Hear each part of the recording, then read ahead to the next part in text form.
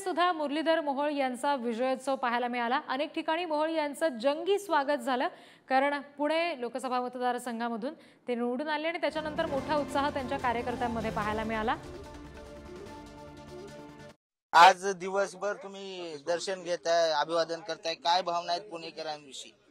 एक खरं तर पुणेकरांनी जो विश्वास व्यक्त केलाय, जो कौल दिला, त्यासाठी खरं तर मनापासून पुणेकरांचे धन्यवाद आम्ही देतोय, त्यांचे आभार व्यक्त करतोय की आज खऱ्या अर्थानं मोदीजींच्या नेतृत्वावरती पुणेकरांनी जो विश्वास व्यक्त केलाय तो समोर आलाय।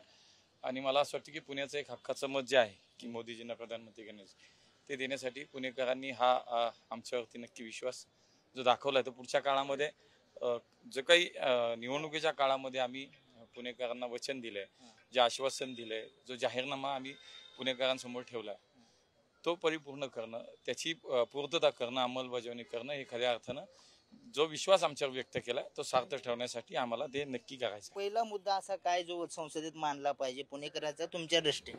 नाही, खूप विषय आहेत। मी म्हणालो तसं आम्ही एक जाहीरनामाच पुणेकरांसमोर ठेवलाय।